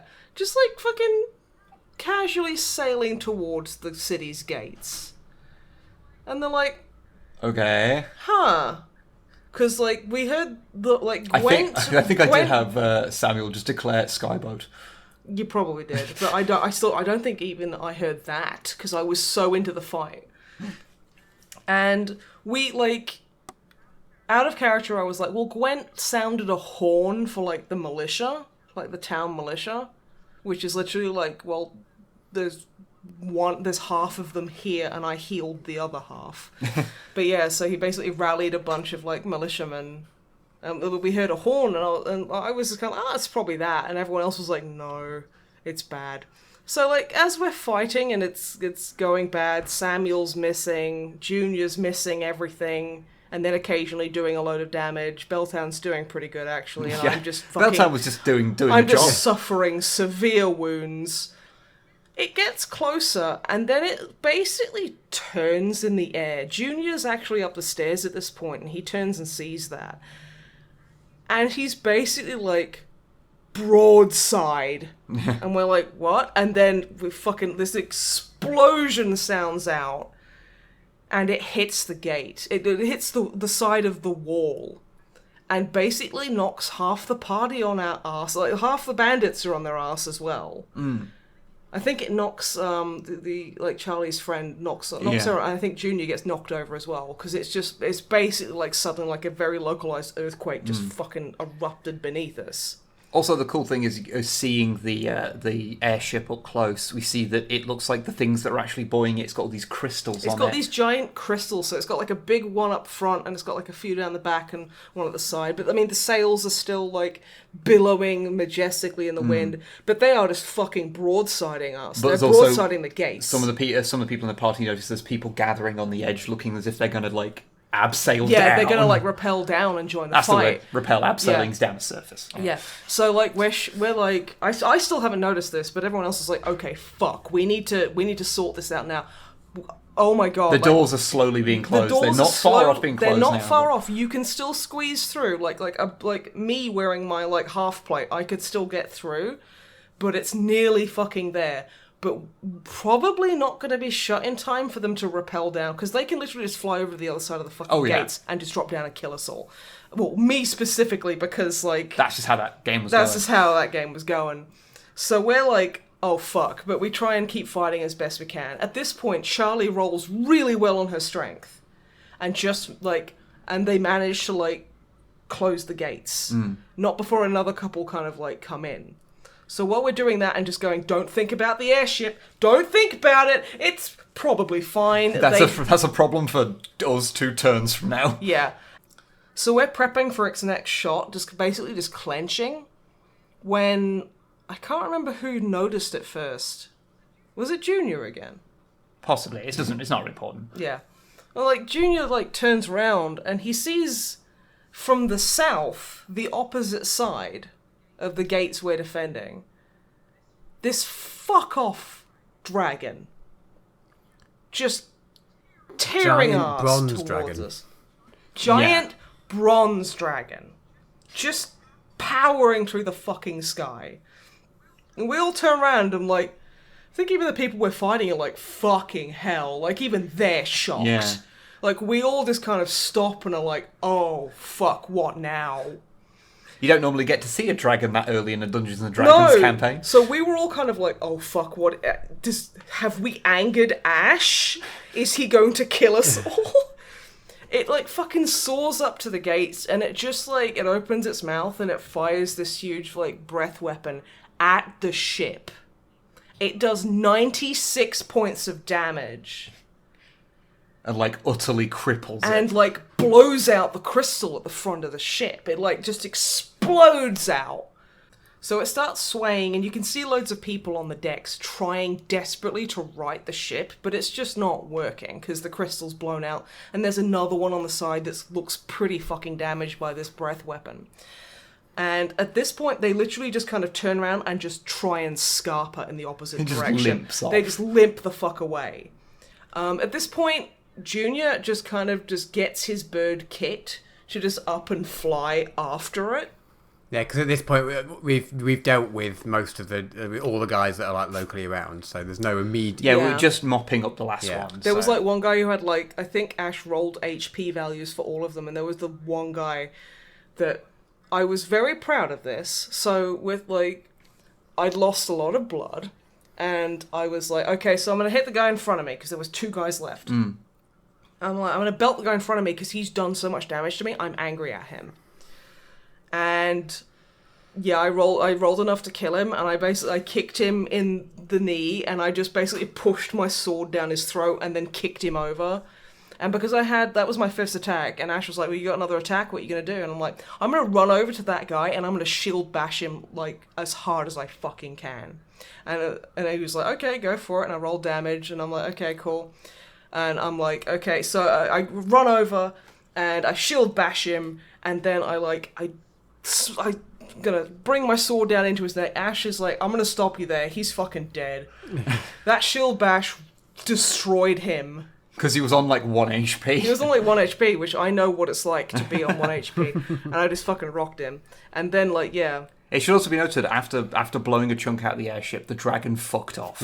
Like, just the dragon didn't continue attacking. It literally just turned tail and fucked off. Just flew back to the south where it came from. Yeah. So we're all kind of like, you know, we're seeing if Charlie and her friend are okay. We're all like, kind of like, I'm just like, Hela has lost so much blood, she's a bit delirious. So she's like, Junior, carry me. And which he can't. He fails miserably at. But Beltan rolls a nat 20 on her strength check, and so she picks me up. Oh, she picks fucking Junior up as well. Inadvertently, as was the joke that we all decided. Yeah, and then I grab at one of your horns and try and yank you along, but I think you've got so much pomade on it, I slip.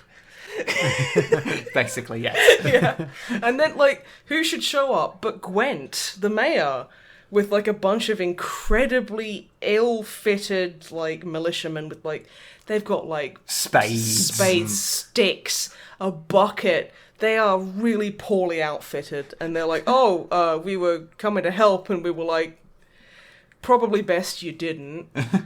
You would have definitely got yourself killed. Definitely died. And like half of them are just like, oh, it's a shame we didn't get to fight. And then the other half are like really raring for a fight, and they're a little bit disappointed. I do remember just sitting there going like, okay, if you're bringing shovels, you see all the swords that are on the ground from all of these guys we killed.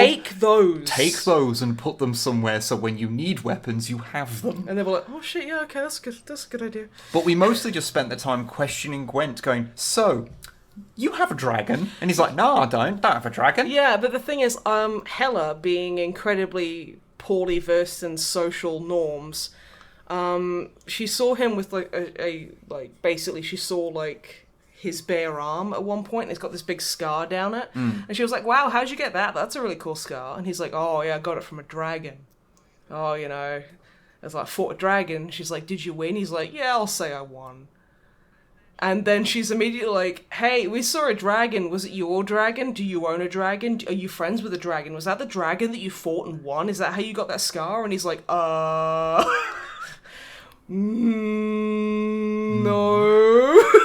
He's like super like, I think we all roll insight checks. So we're like, we don't believe this motherfucker. What's he hiding from us? Even though he's a really nice guy and we're all being mean. But we're all just like, look, okay, right, you don't want to tell us that you obviously, that there is a dragon protecting the city and you don't want to tell us about it? Okay, but there is a dragon protecting the city and we know about it. Yeah, okay, bye. And then we go back to the lamp and budgie so I can just regrow all my blood. You do have to regrow a lot. Because I lost a lot. But yeah, so though it took us a while to recount it for some reason, it was really just one big fight. It was a really good fight. It had some really tense moments. It had a lot of fun, triumphant moments, and a couple of incredibly left field twists and turns we could not have fucking seen coming at all.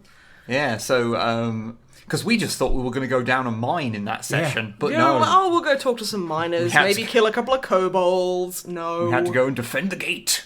Storm the gate? Wait, no, stop them from storming the gate. Yeah. But it was fun. I don't know if we got arranged when we're having another session. I'm not sure. Nope. Well, we'll find out. I'll harass Ash later. Yeah.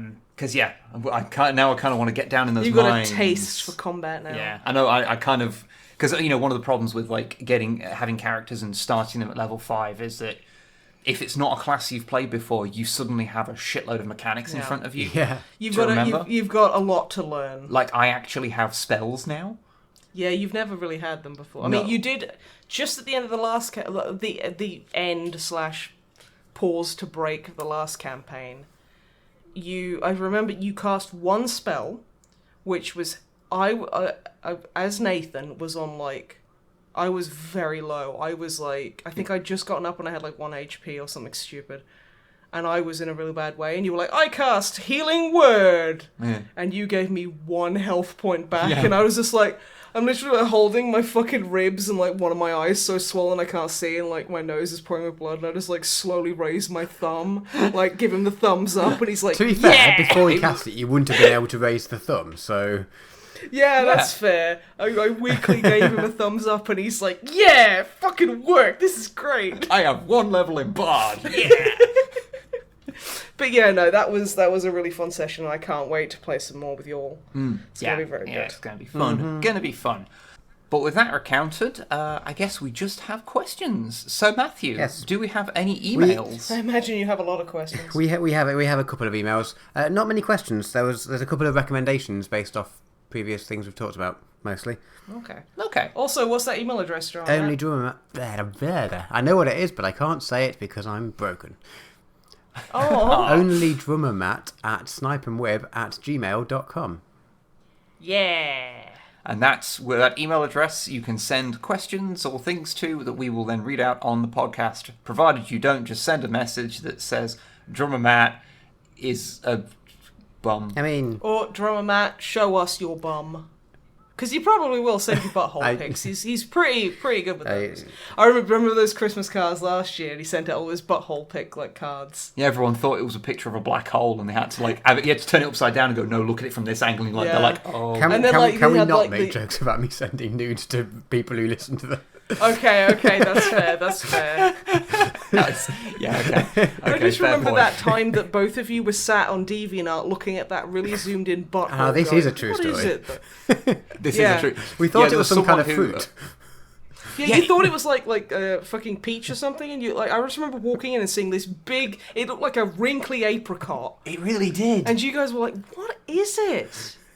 And then, I think, it took... You puzzled over this for, 15 minutes, and before one of you checked, the fucking comments, or, it was in, the collection, butthole pics or something, and you were like, oh, we've been staring at a butthole for 10 minutes, okay. I mean, kudos. That was a fun thing to wake up to. Kudos to whoever did it, because I have never seen a butthole more pristine. Well, it's probably airbrushed.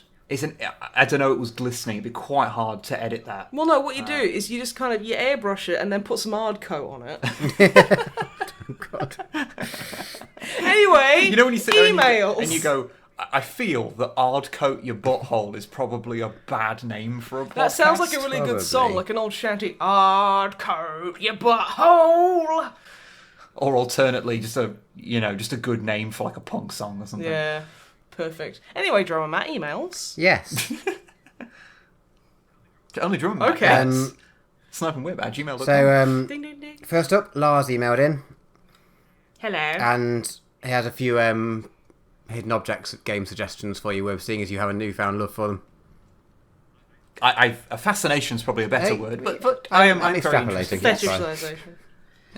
So, 3 suggestions. First up, one called Grim Tales, which is Okay. I've heard of that. Pardon? Yeah. I think I've heard of that one, actually. Yeah, I think I've stumbled across that one. It is so this is Lars's words. Imagine a point-and-click version of a South American telenovela with ghosts. Cool. That sounds pretty phenomenal, actually. There's a series. There's 10 or more of them in the series. So Jesus. They say there's one called The Bride, which is apparently the one that's generally considered to be one of the better ones. Okay. Interesting. What's it called again? So the series is Grim Tales, and the one that seems to be suggested as the best one is called The Bride. Okay. Cool. There's another one called I'm probably pronouncing all these wrong. Enigmatis.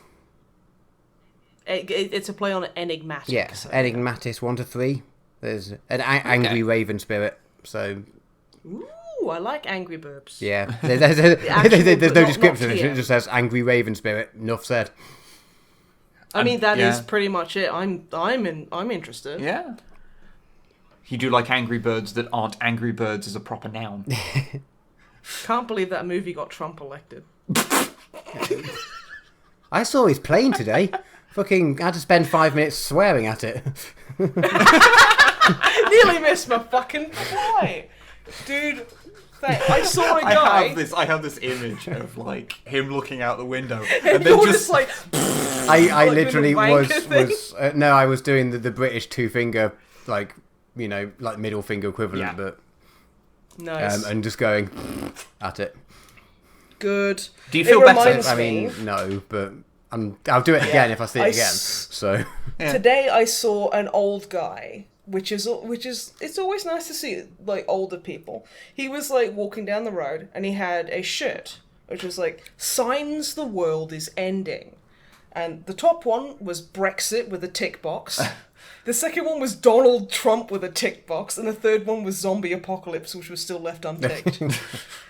And I he was kind of giving me the eye because I was really straining to read his shirt, but then after, just as I walked past him, I was like, huh, and he kind of had a bit of a nod. He's like, yeah. But yeah, no. But yes, what the fuck were we talking about before I started saying that? Third hidden object adventure game suggestion. So this one is called Hope Lake, and it is vaguely spooky. We think they say it's might be something for Halloween time. Ooh. So okay, well, thank you very much for those recommendations. So I do mean to try more of them. I've not got round to it in the last couple of weeks, but yeah, as a genre, it's an interesting one. It's It's like not even like maligned or anything. I think it's just largely ignored. I think it's something that no one really thinks about, but they're always there. Well, and like no one really plays. I think after hearing you talking about them on the podcast that I wasn't on, I think I thought they were. It sounds like they're closer to point and clicky games than I thought they were. I think I just... Wait a minute, well, it was the last podcast. You were on the last podcast. Wasn't it the one before that? Oh, I'm tired, I don't know. Anyway. It's fine. Dude, it's okay, we're not long done now, so... Anyway, whichever one it was, I remember thinking, oh, these actually sound pretty cool. Yeah, give them a shot. Interesting. I'll check out one of these recommendations. There we go. That's how this works. This is how it starts. Next podcast, I'm going to be recommending fucking prunes to you, sons of bitches. And then you're going to be like, you know what's really nice? Putting like the feeling of your belt on your nipples. Because you got to have your trousers that high. And then the next one, I'm going to be talking about... You see, basically, we're fucking old, and this is how it starts, y'all. Secretly, I think the hidden object puzzle thing is just because I really liked... It's not the same kind of game at all, but it's just lots of puzzles. There was a game called Pandora's Box that was like a Microsoft-published game that was out in, like, I think, the late 90s. I was about to say, I've seen a movie called that. And it's just a series of puzzles that you'd solve to like gradually, and you were like trying to, I think you were trying to like capture like trickster gods from various different places. I remember the one of capturing Loki, and that you'd solve all the puzzles to capture them, and you had to try and get them, and it was all around the world. So it was like you'd do various little puzzles involving world art. So you'd assemble like tribal vases from somewhere, but then you'd assemble like a Renaissance era painting in like a horrible slidey block puzzle, but their versions of them weren't quite as bad as the others. But you also had the thing of like, if you did well enough, then you'd get free passes for like the shittier puzzles. Oh, things so like you that. could, you get like skips. Yeah, it kind of reminds me of that. That one was like was like, it had a narrative, but it was very kind of stripped back to be in the background. Whereas these are more like, you know, point and click adventure storyline front and center with the puzzles being like the different thing. It just reminds me of those a little bit. So yeah, I think that's like why I have a little bit of a connection to them, because I always kind of like Pandora's Box. Yeah. Fair. But yeah. Okay, next up, Nat. They have an actual question, but it's, I don't know, I think I probably could have researched this and not read it on the podcast, but here we go. I was in an airport and I was somehow as tired as I am now.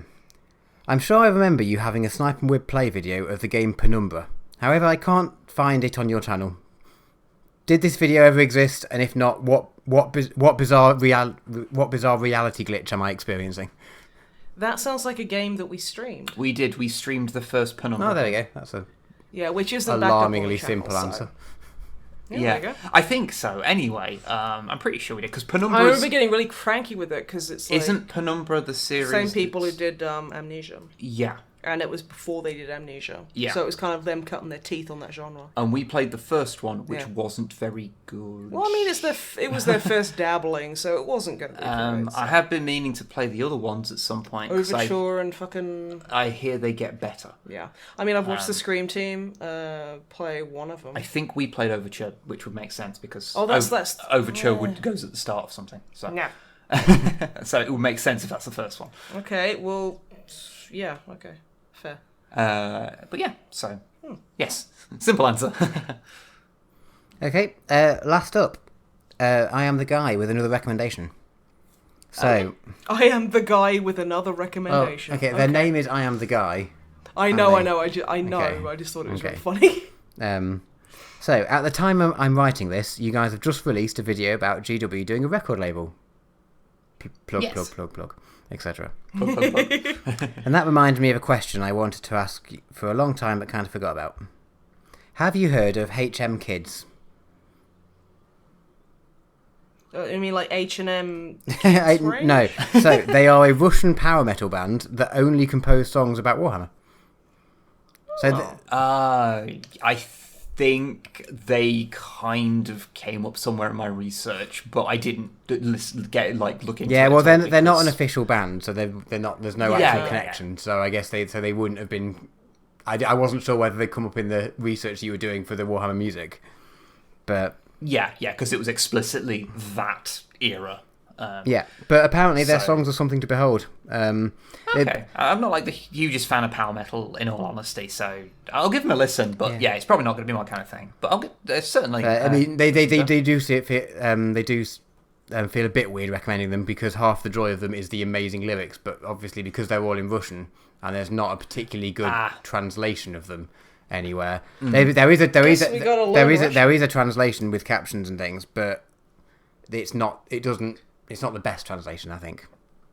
Plus, translations always lose. Yeah, exactly. It's saying, it's especially when you're talking about lyrics, because the especially because Russian is quite different to how we kind of construct sentences. Yeah, like its structure is like the syntax is quite different to English.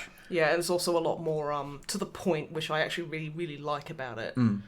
So yeah, I can imagine it wouldn't translate phenomenally well. So we're just gonna have to become. But yeah, it's the only answer. I mean, if we take it from I Am the Guy's recommendation, apparently the songs are an absolute cheese fest.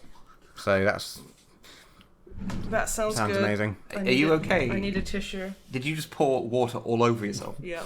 Do you need an adult? I am the adult. That's the worrying part. Give me a tissue. Oh, great. This is good. Just wipe the water. Yeah, sounds It's not nice. Wipe the water. It's like I went to, because it's like a drinky bottle, with the little. Oh, it's like a pyramid without a roof. What is it?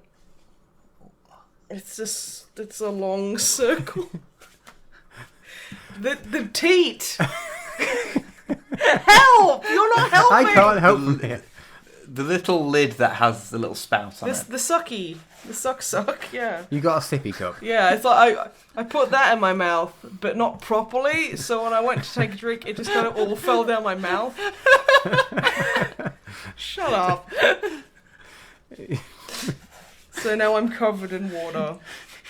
The thing, you have to understand that the way you described that was just, I tried to drink, but did it wrong. That's exactly what happened. I don't know why I had to belabor the fucking point so much. I feel like we shouldn't take the piss out of your drinking problem.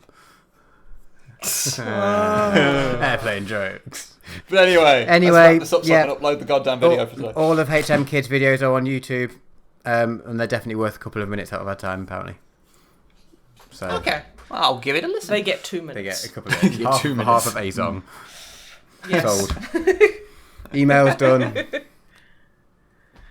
Right, I guess we should go now so Matt can fucking sleep properly for the first time since Thursday. Yeah. But just one final reminder that we're going on this Saturday, the 31st of August. We will be doing a big charity stream, 24 hours. So if you want to come and help out with that, or you just want to see us slowly descend into sleep-deprived madness more than this podcast is already a monument to. This is like the taster. This is a demonstration of just like we could go way fucking crazier. So, but yeah, if you want to come in and watch us doing that and maybe chip in for a good cause, then check us out. It's on our Twitch channel, so twitch.tv/snipeandweb. Yeah, Nice. but yes.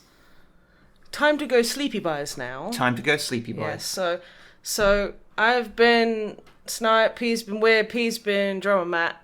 Bye-bye, everyone. Have a good day. Goodbye. Bye.